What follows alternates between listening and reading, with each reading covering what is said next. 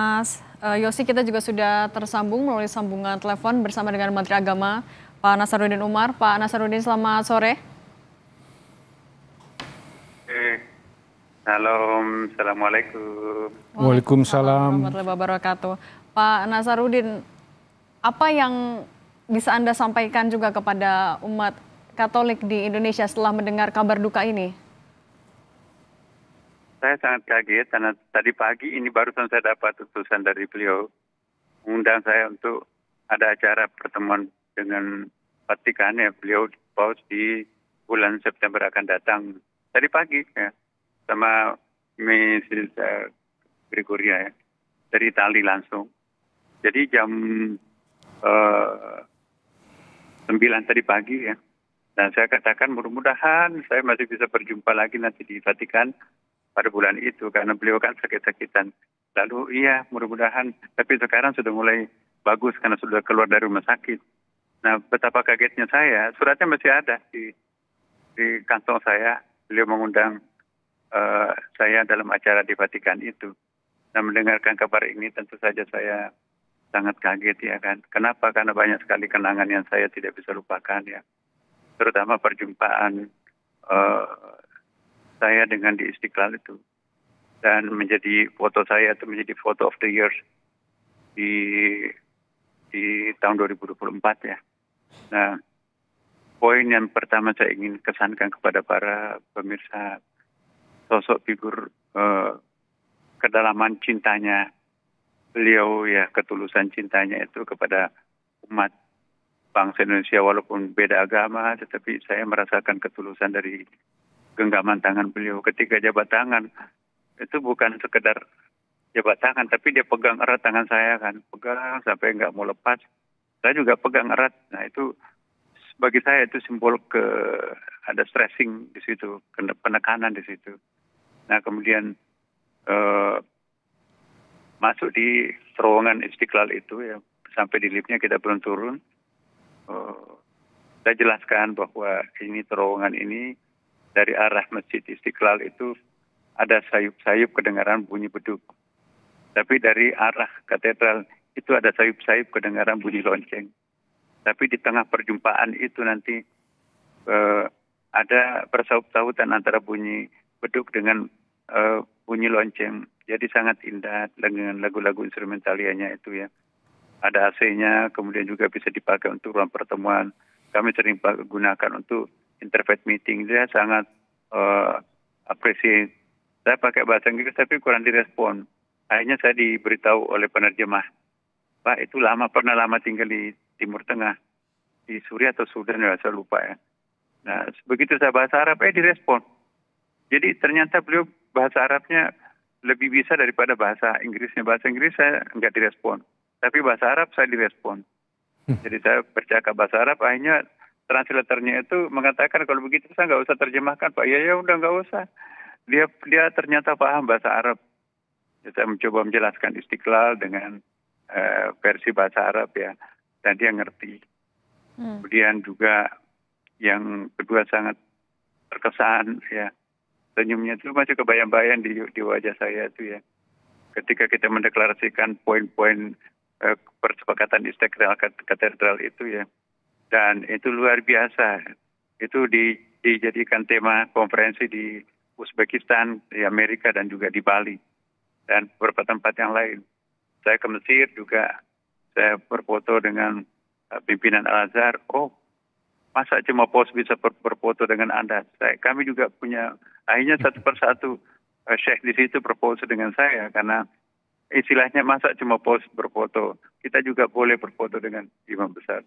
Jadi foto-foto kami juga populer di Mesir juga, dan di Dubai, dan kemarin di Amerika ya. Dan dampaknya lebih jauh ya, Istiqlal diminta jadi model masjid yang kami diminta untuk memberikan model masjid yang ada di Amerika Latin dan di Afrika. Dan itu sponsor PBB ya, United Nations di New York. Nah, jadi luas sekali pengaruhnya itu. Dan kata teman-teman di Amerika, ini baru pertama kali ada himbauan menggunakan bahasa agama untuk melestarikan lingkungan. bahkan poin yang ketiga itu sangat penting ya, dan itu kita menggunakan bahasa agama untuk mengajak para umat kita agama apapun untuk menyayangi save planet yang untuk menyayangi planet kita. Bagaimana mencegah datangnya kiamat? Karena kalau dalam Abrahamic religion, Yahudi, Nasrani dan Islam percaya akan ada hari kebangkitan, kan? Percaya juga akan ada hari kiamat. Nah, jadi bahasa kami bahwa salah satu upaya untuk menunda hari kiamat itu adalah kita menggunakan penyelamatan alam. Ya, karena setiap ayat-ayat Quran, ayat Bible juga ada bahwa rusaknya alam itu karena tangan-tangan jahilnya anak manusia ini, kan. Nah, jadi kita menggunakan bahasa agama mengajak kepada para umat beragama untuk save planet ini. Jadi kita jangan sampai melakukan perusakan alam, lingkungan, sebab itu menyangkut masalah keselamatan, kesehatan anak cucu kita juga di masa akan datang. Kemudian yang kedua, poin yang sangat penting ditandatangani bersama imam besar dengan paus itu ialah bagaimana hentikan segala bentuk peperangan itu ya. Jangan menyelesaikan persoalan kemanusiaan dengan peperangan, karena itu tidak akan pernah menyelesaikan persoalan. Nah, kemudian yang ketiga bahwa jangan juga memperatasnamakan agama untuk melakukan tindakan kekerasan. Kekerasan tidak ada tempatnya dalam agama-agama. Jadi saya kira poin ini sangat penting, ditambah dengan satu lagi poin pentingnya toleransi. Toleransi itu bukan hanya koeksistensi, sama-sama hadir tidak saling mengganggu, tapi harus ada sama-sama hadir tidak saling mengganggu dan ada ikatan tali cinta kasih yang mengikat antara satu sama lain. Itu luar biasa ya. Pesan-pesan kemanusiaan yang ditandatangani itu menjadi viral di media-media asing ya. Dan yang paling penting adalah ketika satu saat saya mencium jidatnya, kepalanya beliau, lalu dia mencium tangan saya, dan itu berkali-kali.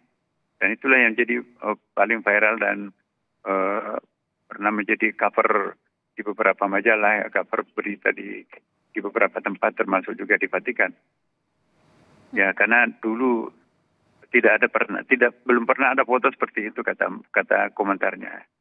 Makanya itu foto saja itu sudah menjadi pesan khusus bahwa masyarakat Indonesia itu luar biasa, walaupun minoritas Katolik, tetapi bisa begitu akrab dengan jamaah Masjid Istiqlal dan tamu-tamu Istiqlal pada waktu itu ya.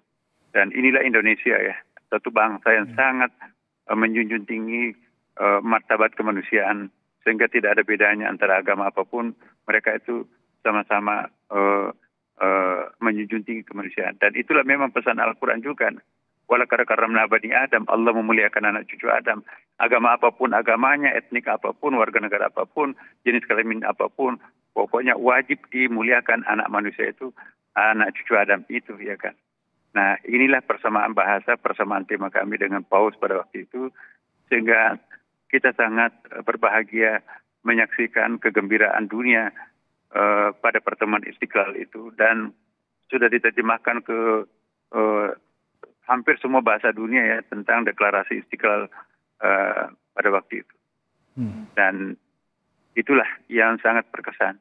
Satu lagi poin yang sangat berkesan, ketika mau pamit tidak mau melepaskan tangan saya, sehingga ada orang mau jabat tangan nggak jadi karena tangan kanan saya dan tangan kanan beliau berpegangan erat. Jadi tersenyum. Jadi Masya Allah luar biasa kesan saya dengan Paus. Tadi pagi datang utusannya mengundang saya, tapi siangnya mendengarkan beliau wafat. Jadi saya sangat terharu. Dan yang terakhir saya juga punya kesan tersendiri, Mbak. Ketika beliau masuk rumah sakit, hari yang sama juga saya masuk rumah sakit. Jadi kaki saya tergelincir, patah di operasi.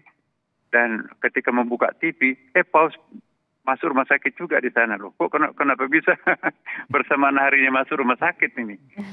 Nah, jadi itu kesan saya, nggak tahu apa maknanya ini semua. Ya. Pak Nasaruddin, kan perdamaian ini jadi salah satu pesan yang terakhir disampaikan juga oleh Paus ketika Paskah kemarin. Tapi dari banyaknya nilai-nilai yang bisa kita pelajari, banyaknya pesan yang sudah pernah ia sampaikan juga. Kalau secara personal, Pak Nasaruddin, kesan yang paling kuat, yang paling Anda ingat selama mengenal, bertemu langsung, berkomunikasi langsung dengan Paus, seperti apa, Pak? Pelajaran berharga saya adalah ternyata kesederhanaan itulah yang melahirkan sesuatu yang besar. Kita semua bisa sepakat bahwa kesederhanaan Paus ini ya dari segi pakaiannya. Saya juga lihat sepatunya bukan sepatu istimewa ya. Juga tidak mau menggunakan mobil mewah, juga tidak mau menggunakan hotel mewah, juga nggak mau menggunakan fasilitas kenegaraan yang mewah. Jadi semuanya mau bersahaja. Jadi inilah membuat saya belajar ya. Ya saya hanya menteri masa saya mau melakukan macam-macam. Jadi saya itu belajar betul bahwa ternyata kesederhanaan itu melahirkan sesuatu yang besar. Bukanlah sesuatu yang besar itu otomatis melahirkan yang besar, tapi justru kesederhanaan itu mampu melahirkan suatu image yang besar untuk sebuah gagasan.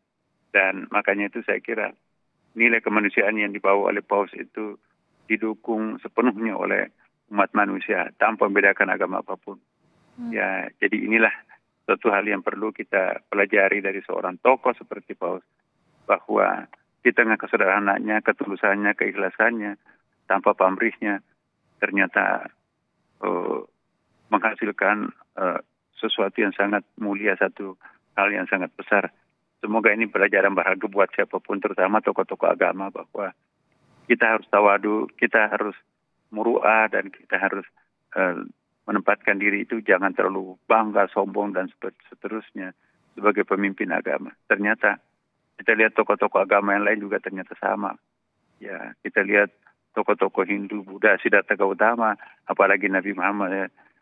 Kita tidak membandingkan satu sama lain, tetapi pelajaran berharga yang kita bisa pelajari bahwa tokoh-tokoh yang mengusung sebuah gagasan dengan cara yang jujur, tulus, dan sederhana, ternyata itulah yang monumental, yang abadi, dan itu diterima semua pihak. Jadi saya kira pelajaran berharga dari kita semuanya, walaupun Paus nanti memang sudah wafat ya, tetapi nilai-nilai kehidupan dan nilai-nilai humanity-nya itu tetap harus hidup di dalam benak kita masing-masing.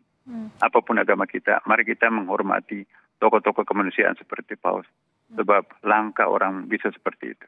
Ya. Pak Nasaruddin, tapi setelah Anda mendapatkan juga kabar duka ini dari Vatikan, pemerintah Indonesia sudah menyampaikan duka citanya juga secara langsung, sudah komunikasi dengan Vatikan, Pak? Ya, saya langsung tadi, karena saya ketemu dengan orangnya yang baru mengundang saya tadi. Saya dalam teks bahasa Inggris saya sudah sampaikan, kemudian juga saya seandainya Paus itu di Indonesia pasti saya terbang untuk mengunjunginya, tetapi ya negara lain dan saya terikat dengan peraturan perundang-undangan, kita tentu harus mendapatkan izin dan lain sebagainya ya, untuk bisa mengunjungi beliau, tetapi ya kita serahkan kepada Pak Presiden kita. Saya kira Pak Prabowo juga sangat concern terhadap pesan-pesan beliau kemarin, itu juga disampaikan itu sangat mendalam ya.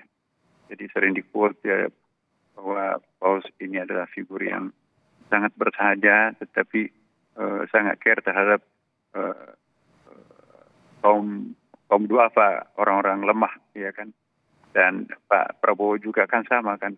Kita lihat bagaimana care-nya beliau terhadap orang-orang miskin, sehingga membuat berbagai macam kebijakan sekolah rakyat, kemudian juga pemberian gizi makanan bergizi kepada anak-anak terutama yang fakir miskin. Itu ada persamaan humanity-nya sangat dalam antara kepala negara kita dengan Paus ya. Dan saya kira nilai-nilai baik dari orang, siapapun orangnya, mari kita terbuka memberikan apresiasi ya. Setiap orang punya kelemahan, tetapi jangan mengingkari kelebihan setiap orang. Tapi Pak Nasaruddin juga ada rencana akan ke Vatikan dalam waktu dekat? Iya, undangan saya itu bulan September, Mbak, tapi masih jauh. Maka itu saya nggak tahu nanti ini, karena waktu wafatnya Paus Johannes Paulus, saya juga diundang khusus. Jadi waktu meninggal Paus itu saya juga ikuti upacaranya, dihadiri 2 jutaan orang pada waktu itu ya. Saya juga hadir bersama Gus Dur ya, waktu itu. Ya, saya nggak tahu nanti ini. Pokoknya karena kita sudah menjadi pejabat publik ya, kita tergantung pimpinan ya, apa petunjuknya dari beliau. Tapi saya sangat yakin bahwa Indonesia itu pasti merasa kehilangan sosok figur teladan kemanusiaan. Ya. Sebelum berita duka hari ini dan juga mungkin setelah September lalu Pak bertemu di Istiqlal, di terowongan silaturahmi, komunikasi yang juga dilakukan untuk tetap membawa pesan perdamaian itu rutin juga dilakukan antara Indonesia dengan Paus Fransiskus? Iya, kami atas dasar kunjungan itu, saya diundang di beberapa negara ya, mungkin hampir 10 negara yang mendiskusikan tentang deklarasi Istiqlal itu. Karena itu dianggap sangat unik ya, karena ada himbauan menggunakan bahasa agama untuk melestarikan lingkungan. Selama ini kan hanya bahasa politik yang digunakan kan, bahasa birokrasi. Nah ternyata itu kan tidak efisien efektif ya, karena tidak menyentuh hati masyarakat. Dengan deklarasi Istiqlal menghimbau dengan menggunakan bahasa agama kepada umat yang beragama, apapun agamanya, mari kita melestarikan lingkungan, mari kita merawat planet ini demi untuk anak cucu kita yang akan datang. Itu kan message. Dan apalagi sekarang kan musim perang di beberapa tempat ya. Di situ pernyataan kami berdua bahwa kekerasan tidak akan pernah menyelesaikan persoalan. Dan jangan atas nama agama kita menghalalkan kekerasan. Tidak ada tempatnya kekerasan oleh agama apapun juga.